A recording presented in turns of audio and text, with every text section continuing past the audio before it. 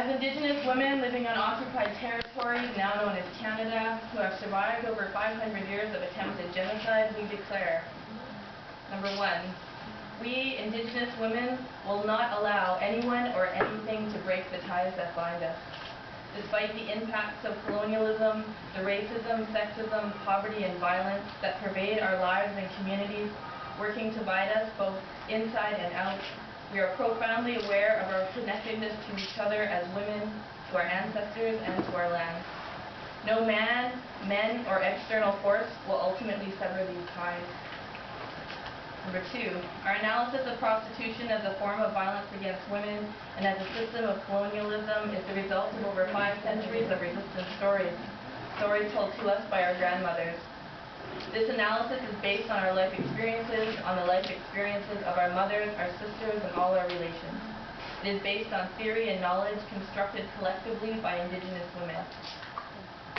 Number 3, purposeful legal tolerance of prostitution and pornography, as with the Indian Act and the residential school system, was and is an external colonial system imposed on Indigenous women and girls in continued attempts to harm and destroy us. Number 4, we, Indigenous women, reject the racist assumption that prostitution was ever part of our traditional practices. We denounce the idea that we are objects to be bought and sold.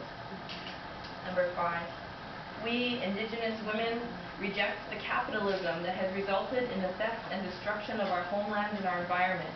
We reject the international capitalism and greed that also drives the sex industry, an industry that regards Indigenous women and girls as objects to be sold at the highest price should we survive the transaction.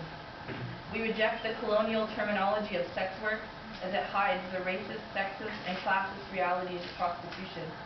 Sex work masks the violence that our sisters struggle against on a daily basis and repackages that violence as a form of freely chosen labor. Number 6, we, Indigenous women, reject the imposition of patriarchy, which has had devastating and deadly effects for Indigenous women and girls. We face male violence within our own families and communities, and often we are pushed out of these very communities seeking safety. We are forced to migrate into cities where we continue to face physical, emotional, and sexual violence at the hands of men, including at the hands of johns, pimps, brothel owners, and traffickers. We demand a return to our traditional values that place women and girls in high esteem. Number 7, the Nordic model of state policy will give Indigenous women and girls the best chance of not only survival but life.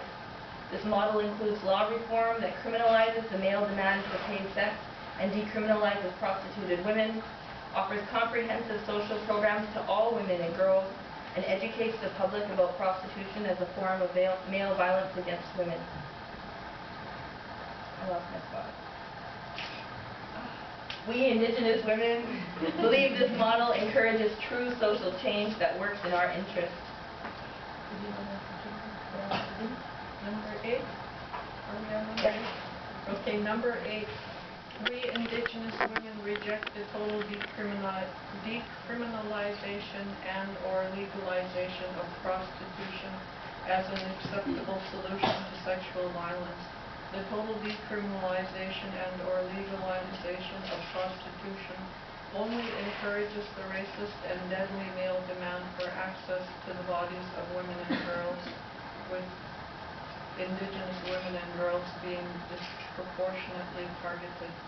9, we, Indigenous women, reject the patriarchal, colonial, and capitalist male perception that our sole worth is as sexual objects. We recognize that prostitution, pornography, incest, physical and sexual assault, and murder exist on a continuum of male violence and hatred towards Indigenous women and girls. The tragic outcome of that hatred is that over 580 documented cases of missing and murdered Indigenous women and girls in Canada. We, Indigenous women and girls, have survived over 500 years of attacks on our cultures, our bodies, our lands, and our lives. We refuse to abandon our future generations to the colonial sexist violence that is prostitution, and we demand an immediate end to male demand for paid sex. Here, here.